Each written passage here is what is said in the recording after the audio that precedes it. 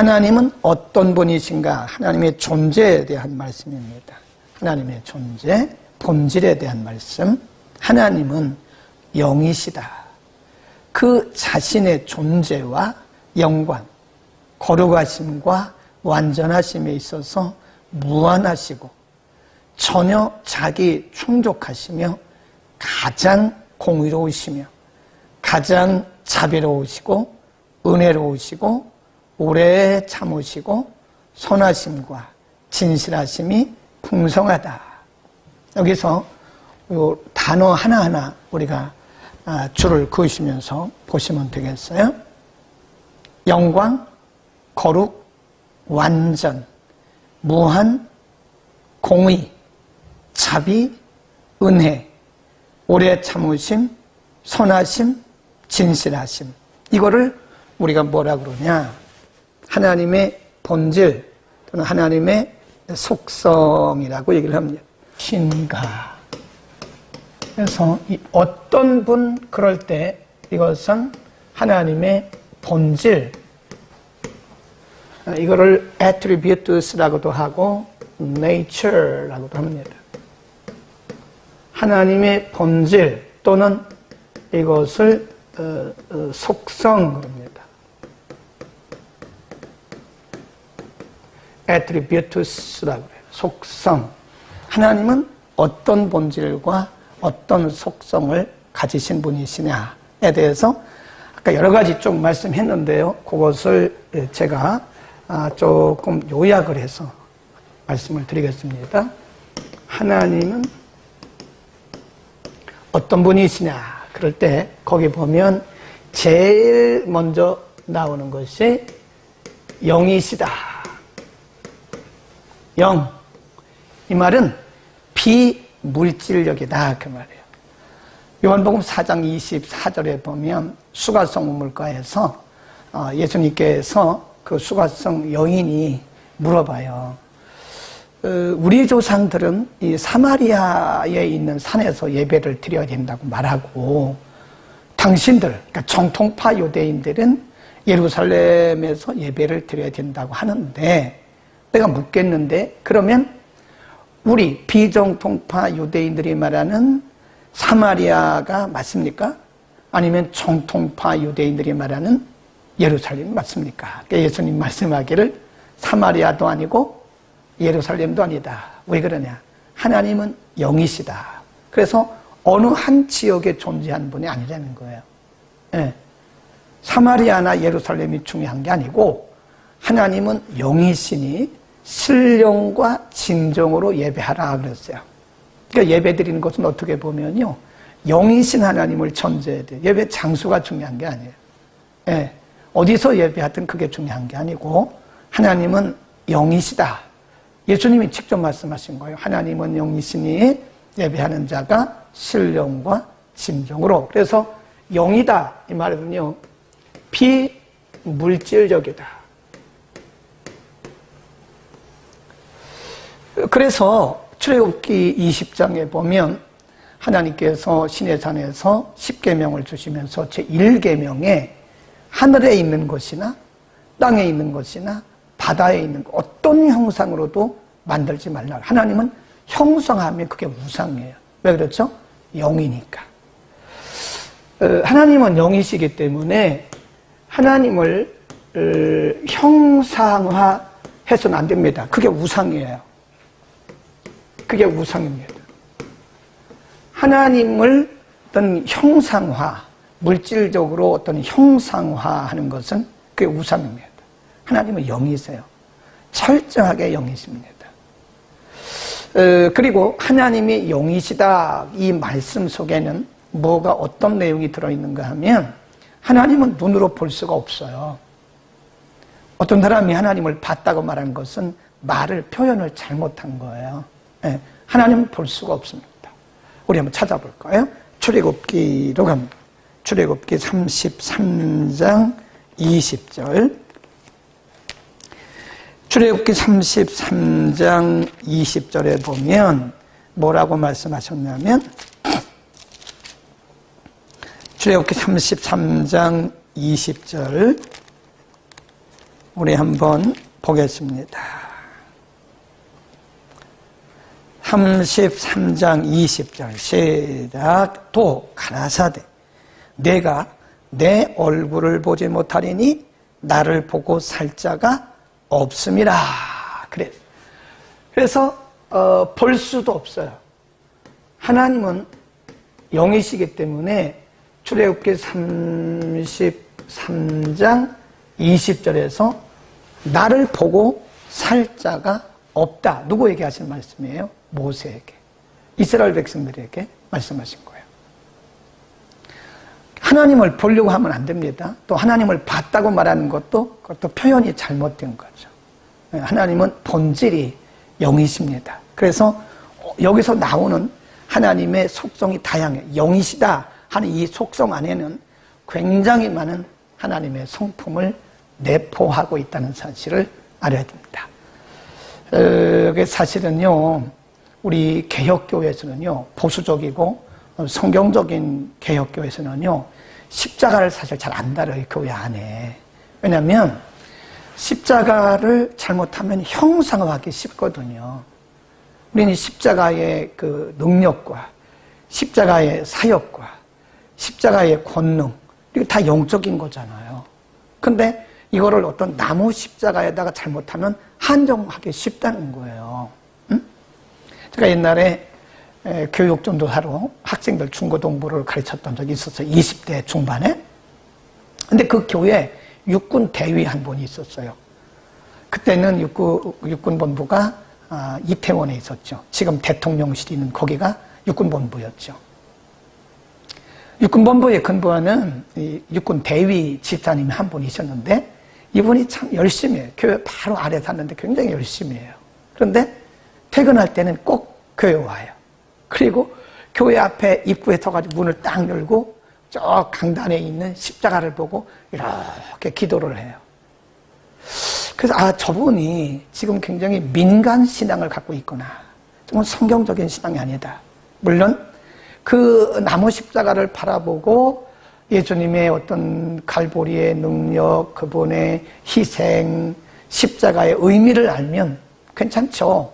근데 많은 경우에는 그렇지 않다는 거예요. 그래서 십자가가 잘못하면 형상화될 수 있어요. 우리가 타종교회 보면요, 그 병원에 가보면 마리아상을 세워놓잖아요. 십자가를 세워놓죠. 그 앞에 가서 사람들이 이렇게 기도를 해요. 굉장히 위험한 겁니다. 그런 것들을 우리가 하면 안 돼요. 그래서 원래 우리는 십자가를 강단에 안 세웠는데, 안 넣었었어요, 원래는. 그런데 이제 교회라는 게 믿음이 다 성숙한 사람만 있는 건 아니잖아요. 그래서 그런 어떤 상징적으로 십자가를 보는 사람들도 있으니까 달자. 그래서 달기는 달았는데 원래 개혁교회는 십자가를 강단에 달지는 않습니다.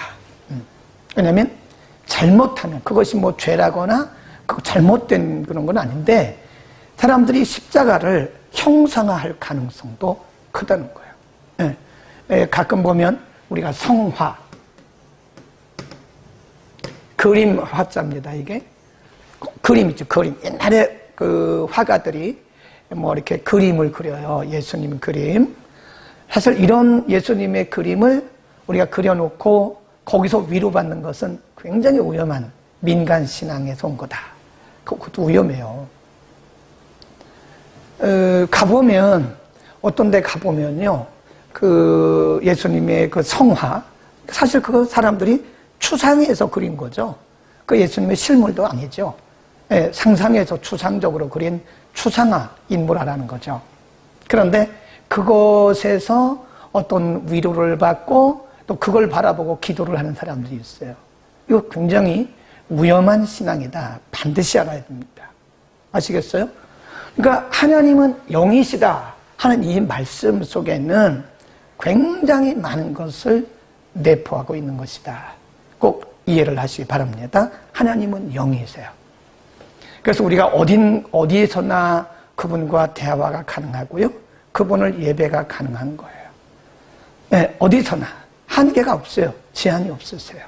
네, 자, 그러면 하나님은 영이시다라고 하는 이 말씀 속에서 파생되어진 파생되어진 하나님의 본질, 하나님의 속성에 대해서 제가 쭉 한번 나열을 해보겠습니다. 집에 계신 분들도 쓰셔도 괜찮고요. 아니면 이제 보시면서 하셔도 됩니다. 자, 영이신 하나님. 하나님은 영이시다. 그러면 하나님의 속성이 여기서부터 굉장히 많이 파생이 되죠. 영이시니까 제한이 없죠? 어디나 계실 수 있죠? 그거를 우리가 뭐라 그러면 편재. 어디나 계실, 조금 이따 우리 성경을 찾아볼 거예요. 시편 139편에서 시편의 기자가 영이신 하나님에 대해서 정확하게 말씀을 하고 있습니다. 영이시기 때문에 그분은 어디나 계세요. 편재하시는 하나님이다. 그렇습니다. 어디나 계시는 하나님이다. 부활하신 예수님은요, 예루살렘과 갈릴리를 그냥 순간적으로 가십니다. 제자들이 예수님 돌아가신 이후에, 부활하신 이후죠. 아직 제자들이 예수님의 부활을 못 믿어요. 그런데 예수님의 제자들이 한 집에 모여서 문을 닫고, 왜냐하면 유대인들로부터 공격받을 수 있으니까 문을 잠그고 이들이 두려워 있었어요. 근데 예수님이 문 잠긴 그 상태에서 들어오셨어요. 영이세요, 영. 그러니까 그것은 편재다. 편재하시는 하나님을 의미하는 것이다. 영이신 하나님은 전지하시다. 전지란 말은 모든 걸 다 아신다는 거예요. 하나님이 모르시는 게 없어요. 시편 139편 1절부터 쫙 보면 우리의 생각도 아시고 우리의 말도 아시고 앉고 일어섬도 아시고 하나님이 바다에도 계시고 하늘에도 계시고 하나님이 안 계신 곳이 없다. 그러면서 모든 것을 아신다. 편재하시고 전지하시고 그런 하나님은 전능하시죠. 그런 하나님은 모든 걸 다 아실 뿐만 아니라 모든 것을 다 하실 수 있는, 그래서 그분은 변함이 없다. 불변.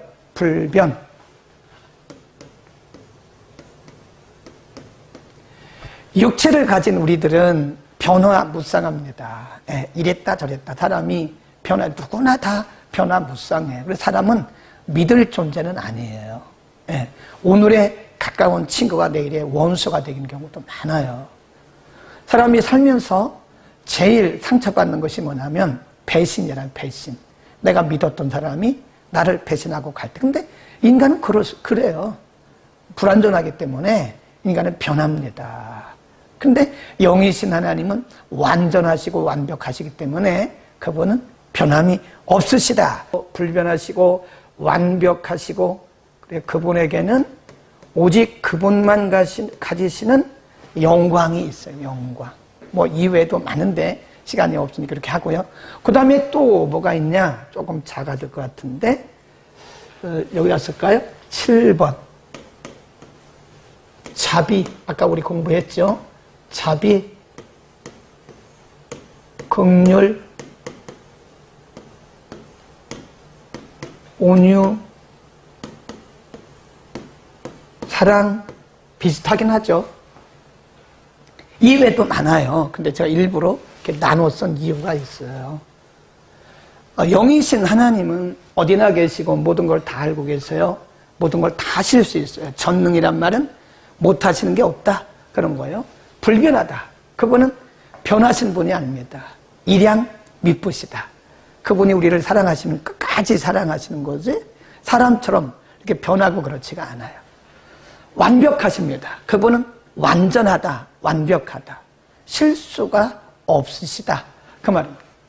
그분의 영광은 오직 그분에게만 속한 것이고요. 여기 하나 더 넣으면 신실, 뭐 같은 얘기예요. 그래서 이제 이쪽에 있는 것을 우리가 뭐라 그러냐? 이거를 비공유적 속성 그럽니다. 비공유적. 이거 비공유적인 하나님만 갖고 계시는 거예요. 이런 성품은 인간에게는 절대로 없습니다. 인간은 이렇게 할 수가 없어요. 이것을 뭐라 그러냐? 공유적 속성이라 그래요. 공유적 속성. 공유란 말이 뭐죠? 하나님께서 우리에게도 넣어주셨다는 거예요. 예, 조금 비켜드릴까요? 다시 한번 보세요. 예. 그래서 이거를 꼭 기억하시기 바라요. 하나님께서 가지신 성품을 둘로 나누면 하나님만 갖고 계시는 비공유적 속성, 편재, 전지, 전능, 불변, 완벽, 영광. 그리고 인간에게도 넣어주셨어요. 그게 뭐냐? 공유적 속성이다. 자비, 긍휼, 온유, 사랑, 신실 이런 것들은 하나님께서 우리 안에 넣어주신 거지 우리 스스로가 이렇게 될 수 있는 건 아니죠. 그러니까 우리가 창세기 1장에서 우리를 하나님께서 만드실 때 뭘로 만드셨어요? 하나님의 모양, 그렇죠? 우리의 모양과 우리의 형상. 하나님의 형상, 하나님의 모양이라는 게 바로 이걸 얘기하는 거예요. 네. 그래서 이거를 뭐라 그러냐면 인격적 속성이다 그래요. 인격적 속성. 이거는 도덕적 속성이다. 네. 저쪽에 하나님만 갖고 계시는 속성을 인격적 속성이라 그러고요. 우리에게도 넣어주신 속성을 공유적 속성 혹은 도덕적 속성이다. 그래서 인간에게는 이 도덕적 성품이 있어요. 네, 믿든 안 믿든 하나님께서 일반적으로 모든 인간들에게 흐르게 만들어 놓으셨어요. 예수를 안 믿어도 도덕적인 사람 많습니다. 윤리적인 사람 많아요. 내일 우리가 주일 오전 예배에 말씀드리겠지만 그러나 윤리와 도덕 갖고는 구원받을 수가 없어요. 윤리 도덕으로는 거듭날 수가 없습니다. 그래서 사람들은 거기에 속아요. 그게 종교입니다. 많은 사람들이 윤리적 도덕적인 걸 가지고 저 사람이 경건하다고 말하는데 그건 결코 경건이 아니에요. 하나님께서 우리에게 공유적으로 넣어주신 성품이 그냥 빛을 발하고 있는 거예요. 우리가 보면 원래 태양이 있잖아요. 태양이 있고 태양빛을 받아서 반사하는 게 있어요. 우리는 반사체일 뿐이지 우리 자체가 우리 속으로부터 어떤 빛을 만들어낼 수는 없어요.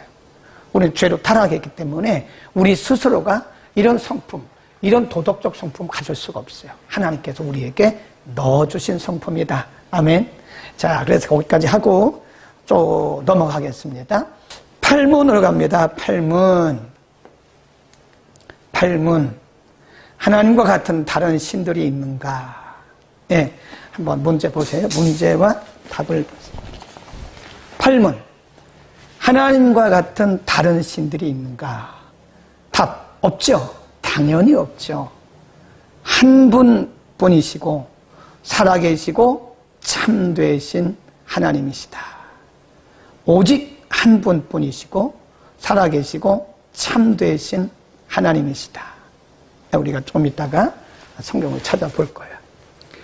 그래서 이거를 우리가 뭐라 그러냐? 오직이라고 하는 말이 굉장히 중요합니다. 오직 한 분뿐이시다. 그러니까 우리가 이걸 뭐라 그러냐면은 유일하신 하나님 그래요. 하나님의 유일성. 하나님의 유일성. 다르게 말하면 이거를 유일하신 하나님 그래요. 하나님 외에는 없어요. 그래서 출애굽기 20장에서 나 외에 어떤 것도 만들거나 거기 절하지 말라는 거죠. 하나님은 한 분밖에 없으니까. 하나님은 창조주이시고 세상을 통치하시는 분은 하나님 한 분뿐이에요. 그러니까 하나님 외에 다른 것을 믿어도 안 되고 하나님 외에 다른 것에 절해도 안 되고 하나님 외에 다른 것을 우리가 예배해도 안 돼요. 그러니까 다 우상이에요. 다 우상입니다. 하나님 외에 우리가 마음을 들여서 예배하는 것은 우상입니다. 그러니까 우리나라에 이단들이 많잖아요. 이단에는 반드시 교주가 있잖아요. 하나님의 영광을 가로채는 사람들이에요. 이단의 말로는 불행합니다. 비참합니다. 우리가 공부했잖아요. 고린도전서 10장 31, 32, 33절에 보면 너희가 먹든지 마시든지 무엇을 다 하든지 뭐라 그래요? 다 하나님의 영광을 위해서 해라. 그 하나님의 영광을 가로채거나 도적질하면요, 그 인생이 굉장히 불행해지고 비참해집니다. 하나님만 영광 받으셔야 돼요. 왜냐하면 유일하시니까. 아멘. 어떤 사람도 하나님의 영광을 가로채면 안 돼요. 네. 그래서 우리가 간혹 보면요, 사람을 지나치게 우상하는 경우가 있더라고요. 존경해 주는 건 좋은데 지나치게 우상하는 것은 그 사람으로 하여금 하나님의 영광의 자리에 올라가도록 만드는 잘못된 거예요. 그래서 우리는 사람을 존경은 하되 필요 이상으로 그 사람을 막 이렇게 떠받드는 것은 하나님이 제일 싫어해요.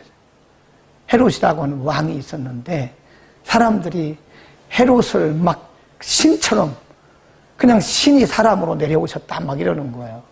근데 그러지 말라고 말을 해야 되는데 그 헤롯이 그 영광을 받다가 벌레 먹어 죽었어요. 하나님이 치셨어요. 충이 먹어서 죽었다 그래요. 사도행전 14장에 가보면 루스드라에서 바울과 실라가 기적을 행합니다. 기적. 그 기적이 나타나도 내가 한 거 절대 아닙니다. 내 믿음으로 한 것도 아니에요. 사도 바울이 루스드라에 갔는데 앉아있는, 그러니까 태어날 때부터 발을 쓰지 못하는 장애인이 있었어요. 사도 바울이 보니까 그 속에 믿음이 있는 거예요. 그때 예수 그리스도의 이름으로, 나사렛 예수 그리스도의 이름으로 그를 고쳤어요. 누가 고쳤어요? 바울이 고친 게 아니죠.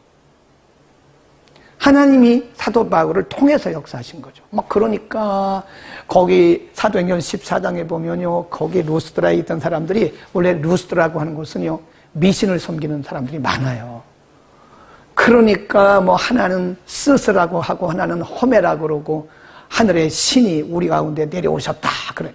그때 사도 바울이 정직했어요. 그 사람들을 다 뜯어 말리는 거예요. 사도 바울 앞에서 막 절을 하고 그럴 때 사도 바울이 뜯어 말려. 그러지 말라고. 우리도 당신과 속성이 똑같은 사람이라고. 왜 이러냐고. 이것 때문에 우리가 당신들에게 지금 복음 전하러 왔는데 왜 우리를 이렇게 신격하냐고 뜯어 말렸어요. 그래야 됩니다. 간혹 보면 신유 사역하는 사람들 중에 불행하게 인생을 끝내는 사람들을 참 많이 봤어요. 왜 그럴까요?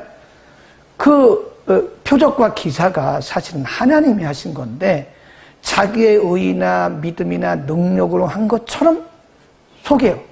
속임을 받는 거예요. 사단이 속이는 거예요. 거기에 자기가 속임을 당하는 거예요. 그래서 우쭐해가지고 자기가 한 것처럼 큰일 납니다. 그러니까 그런 분들은요, 사역을 하다가도 하나님께서 이렇게 손을 떼세요. 그럼 사역 못 합니다. 그리고 불행하더라고요. 천국은 가시겠죠. 예수 믿었으니까. 그런 하나님의 영광을 가로채는 거에 대해서는 하나님이 가장 싫어하십니다. 그래서 우상 숭배자들에게는 하나님의 진노가 임하는 겁니다. 하나님만 유일하신 분입니다. 또 우리 성경을 한번 찾아보겠습니다. 이사야서 45장 5절입니다. 이사야서 45장 5절. 자, 이사야서 45장 5절에 보면 1021면에 하나님이 직접 하신 말씀이에요. 5절. 나는, 시작, 나는 여호와라. 나 외에 다른 이가 없나니 나밖에 신이 없느니라. 하나님이 남한국 유다 백성들을 바벨론에 파시고 70년 동안 북한국 이스라엘을 아수르에 의해서 망해요. 역사에 없어졌어요. 아수르는. 이스라엘은 아수르에 의해서 망했잖아요. 왜 그렇게 하나님 진노하셨을까요? 우상 숭배예요. 하나님이 받으셔야 할 영광을 다 우상에게 바치는 거예요. 하나님께 드려야 할 자녀들을 다 인신 제사들이 불태워가지고, 그 살육의 골짜기에 갖다 바치는 거예요. 하나님 그거 싫어하시는 거예요. 하나님의 영광은 오직 하나님께만 가야 됩니다. 우리가 그걸 뭐라고 그래요? 개신교 우리 선조들의 위대한 신앙의 고백, 솔레 데오 글로리아.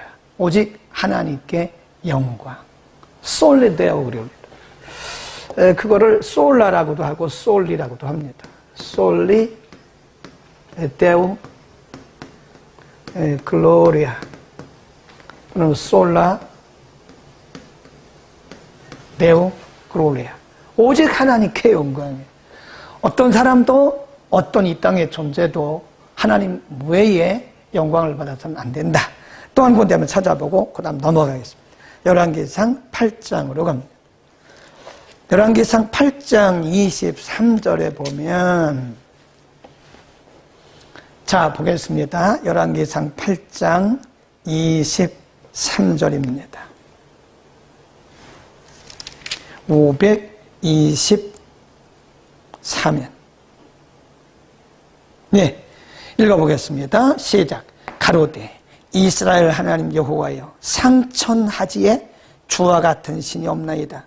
주께서는 온 마음으로 주의 앞에서 행하는 종들에게 언약을 지키시고 은혜를 베푸시나이다.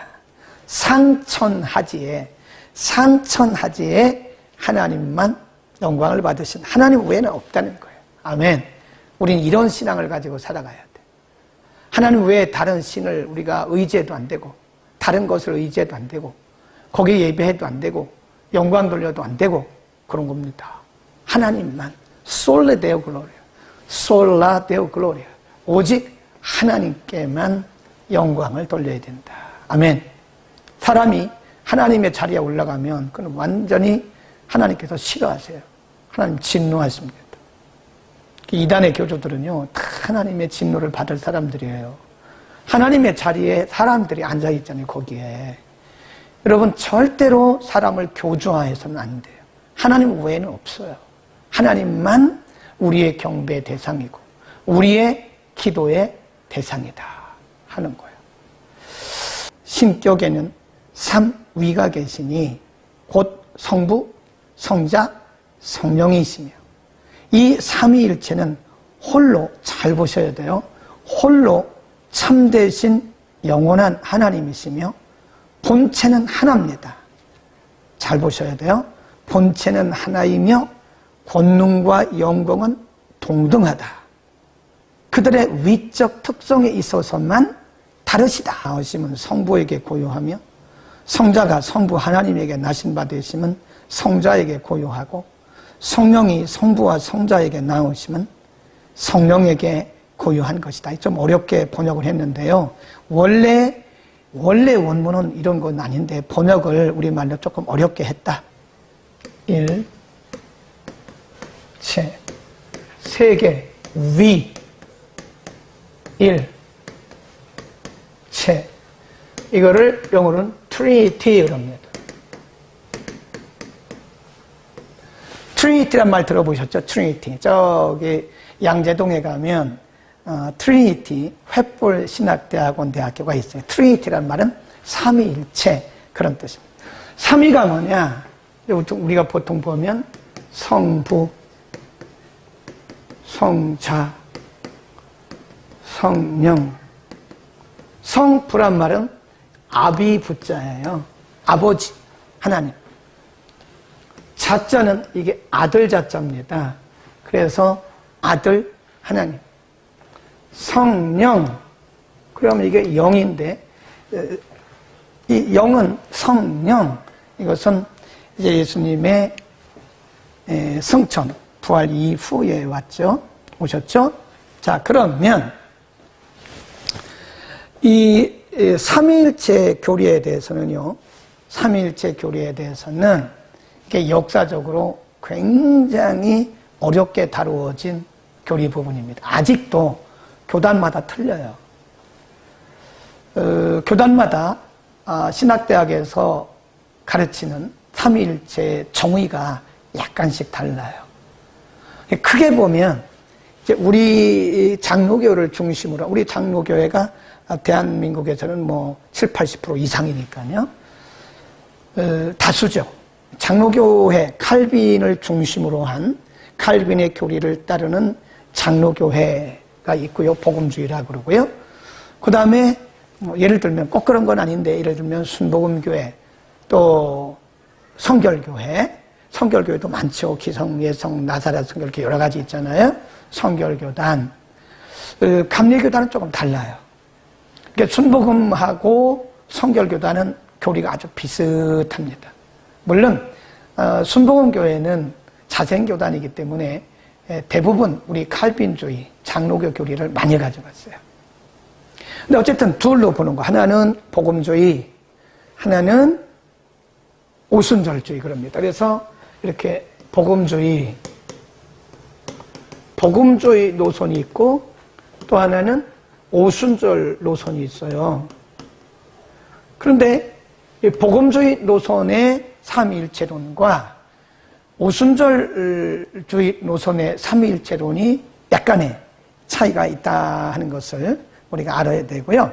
자, 그러면 삼위일체 논쟁은요, 니케아 회의, 뭐 그 이전에 여러 가지 회의, 이후의 회의, 교부들의 회의, 뭐 이런 논쟁터를 통해 계속 논쟁해 오고 있는 거예요. 그것이 지금까지도 이어져 오고, 지금은 물론 뭐 이걸 우리들은 논쟁하는 건 아니지만 학자들 간의 논쟁은 있긴 하지만 옛날처럼 그렇게 목숨 걸고 하는 논쟁은 아니죠. 그러나 이런 논쟁이 역사적으로 고대 중세까지 계속되어다가 현대에 와서는 현대 신학과 충돌을 하기도 했기는 했지만 그래도 복음주의 노선에서 이것들을 신학화하고 조직화했기 때문에 많은 교회들이 그리고 많은 목회자나 성도들이 삼위일체에 대해서 어느 정도 윤곽은 잡고 있다.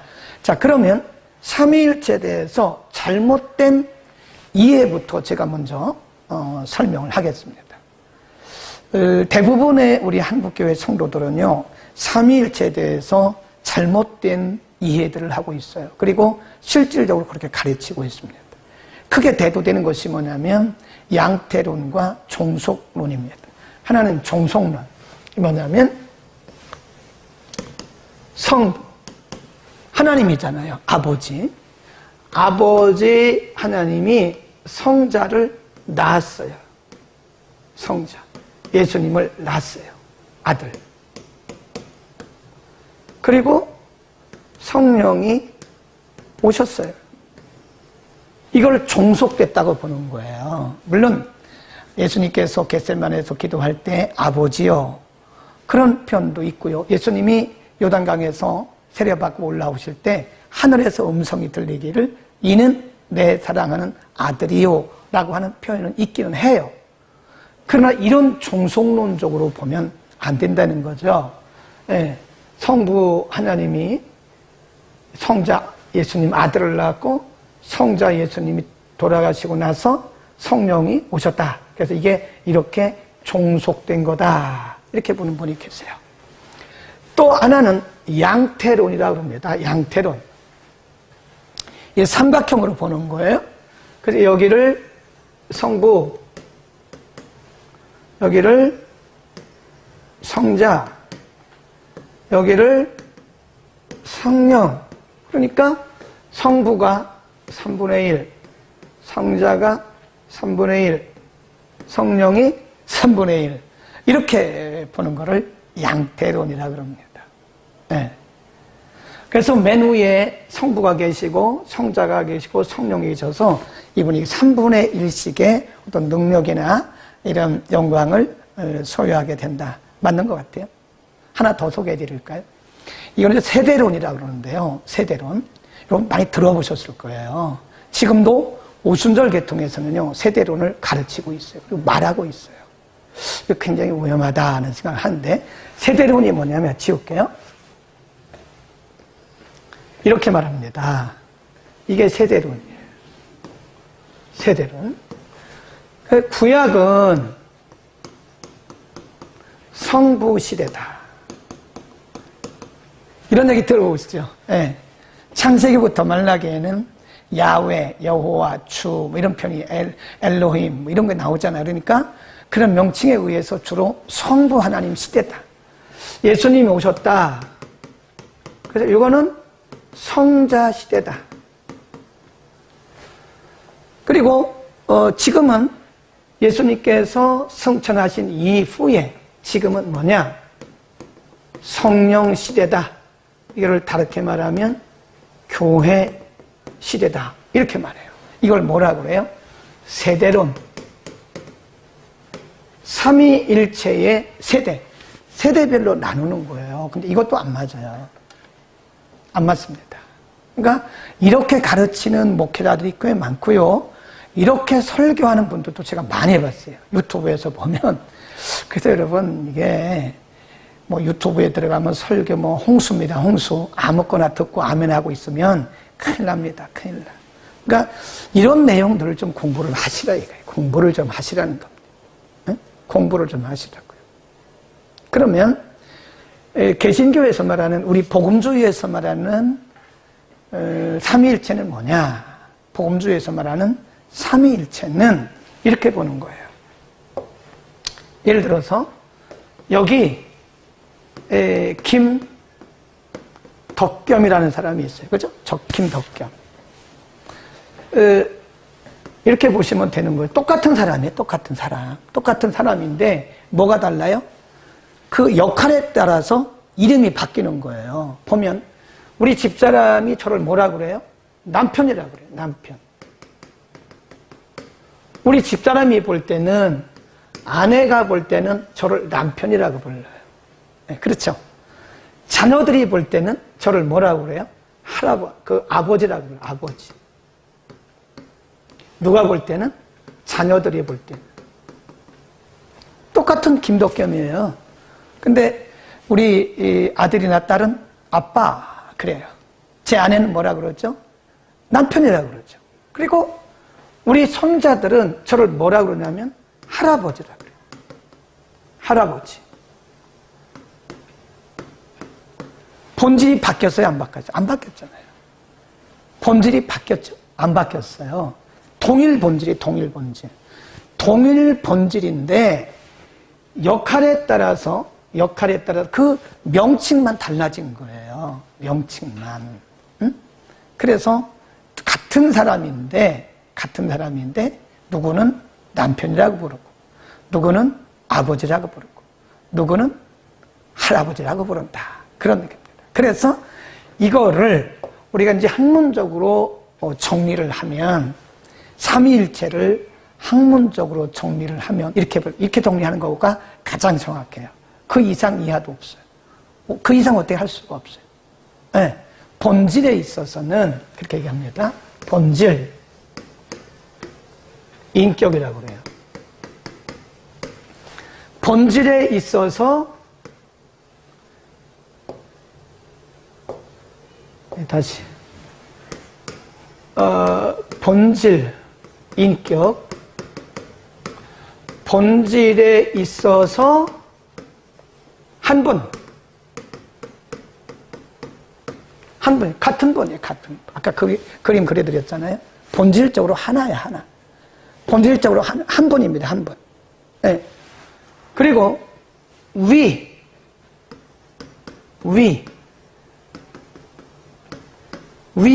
있어서 삼위. 그래서 이거를 성부, 성자, 성령이라고 말한다. 이거 외에 없어요. 그래서 우리 개신교회에서는 어느 신학대학이든 이게 없습니다. 본질에 있어서 한 분, 위에 있어서 삼위이시다. 네. 그래서 여기서 나오는 게 뭐냐면 동일 권능, 동일 영광,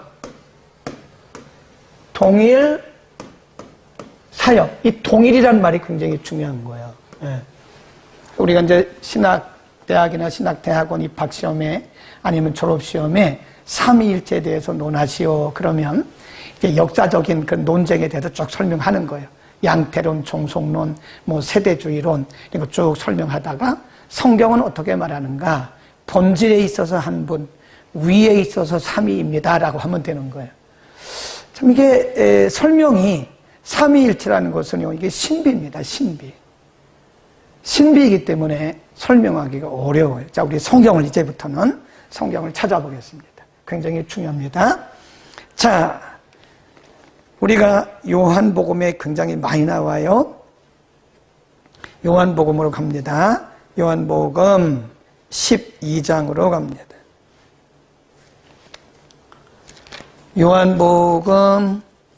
요한복음은 하나님이신 예수님을 전하는 복음서이기 때문에 하나님에 대해서 말씀을 많이 해요. 요한복음 12장 45절.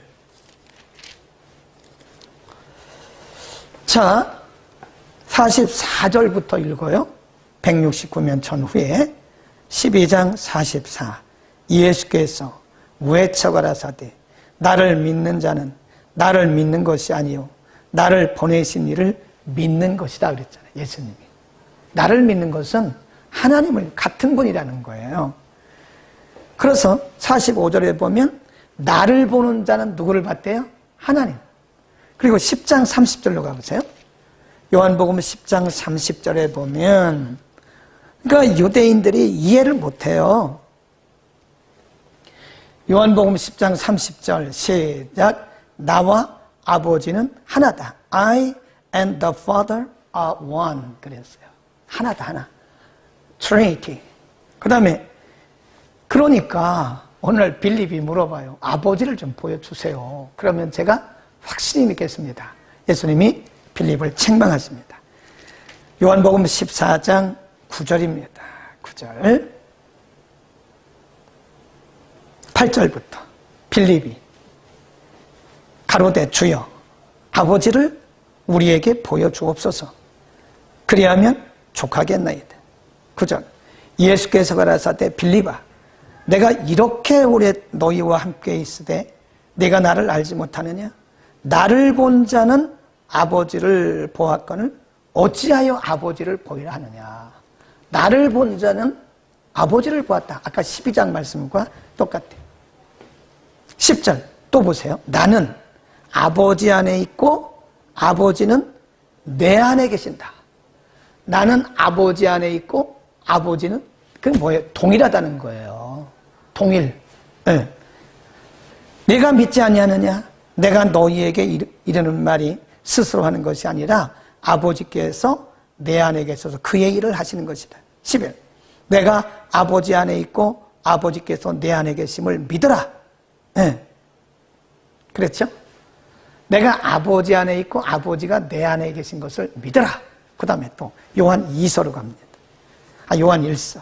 요한 2서는 이단에 대한 얘기고 요한 1서 5장에 보면요. 5장 7절에 여기에 셋이란 말이 나와요. Trinity. 5장 7절 8절 증거하시는 이는 성령이시니 성령은 진리니라. 증거하는 이가 셋이니 증거하시는 이가 셋이니 성령과 물과 피라. 또한 이 셋이 합하여 뭐래요? 하나라. 이게 삼위일체예요. 이게 트리니티입니다. 자, 그 다음에 그래서 예수님께서 마태복음 28장에 보면 예수님이 삼위일체론에 대해서 언급을 하셨어요. 마태복음 28장 19절입니다. 자, 19절 예수님께서 승천을 하시면서 제자들에게 위임 명령을 주셨어요. 큰 사역을 위임하셨어요. 그 지상 명령이라 그러죠. 19절. 그러므로 너희는 가서 모든 족속으로 제자를 삼아 아버지와 아들과 성령의 이름으로 세례를 주라. 그 세례를 줄 때 성부, 성자, 성령의 이름으로 세례를 주는 한 분이다. 같은 분이다. 본질은 하나, 위는 삼위. 그렇게 하시면 되는 거예요. 같은 사람인데 역할에 따라서 명칭이 달라졌다. 그거를 생각을 하시면 되고요. 구약을 성부 시대, 신약을 성자 시대, 또 교회 시대를 성령 시대를 말하는 것은 그것은 세대론주의입니다. 세대론주의. 그렇게 말하는 것은 정확한 삼위일체가 설명이 될 수가 없다. 자, 거기까지 하고요. 이단에 대해서 하나만 더 하고 이제 우리가 설명을 마치겠습니다. 요한 2서로 갑니다. 요한 2서 2장 7절. 요한이서 2장 7절에 보면 누가 이단이냐? 거기 보면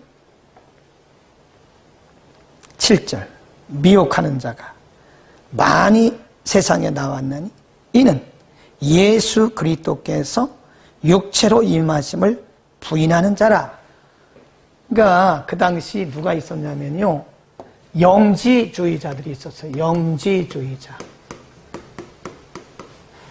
영지주의를 우리가 노스티시즘이라고 그러는데요, 이 사람들은 육체를 부인해요. 영, 말 그대로 영치,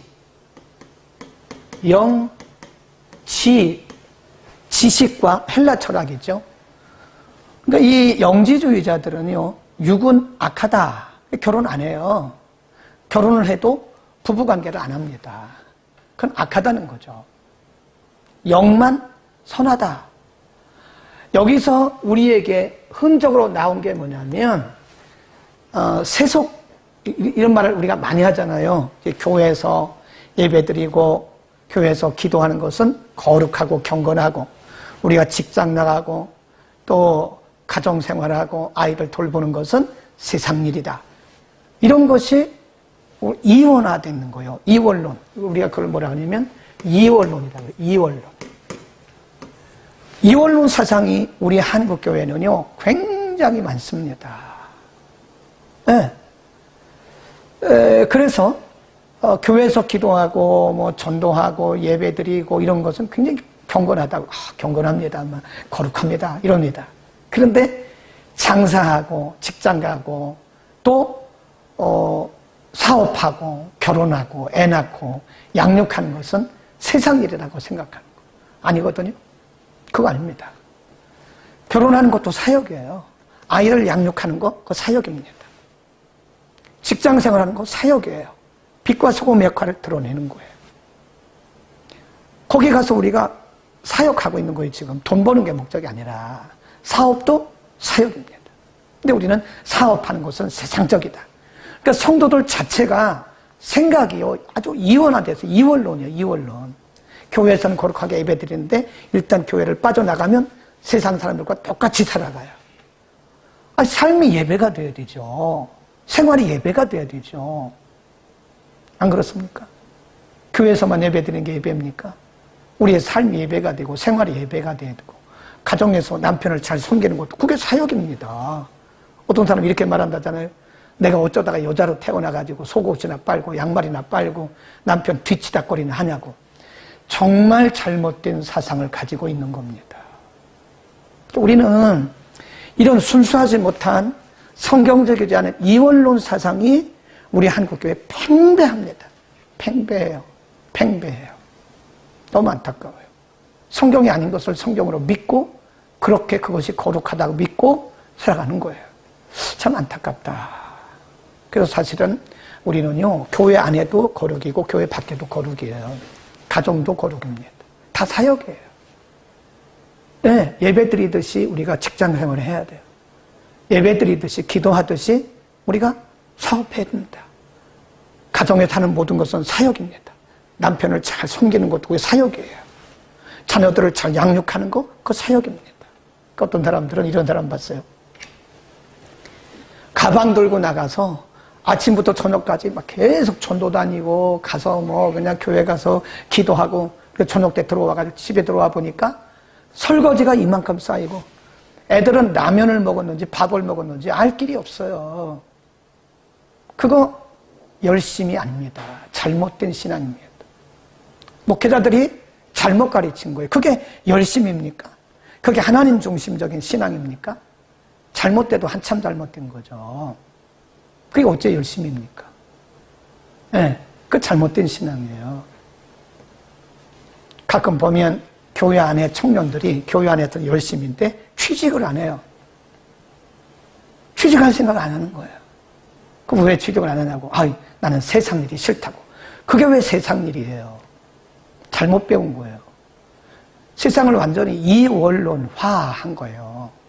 이해하시겠죠? 오늘 굉장히 중요한 부분을 제가 강조했는데, 이런 성경적 지식이 없고 성경을 기모드로 한 우리 개신교의 교리를 모르기 때문에 성도들이 그렇게 살아간다 이겁니다. 우린 모두가 다 사역입니다. 우리가 교회에서 예배하듯이 삶으로 예배를 드려야 돼요. 교회에서 기도는 열심히 하는데 생활을 보니까 엉망이다. 그거 아닙니다. 그건 아니에요. 기도하겠습니다.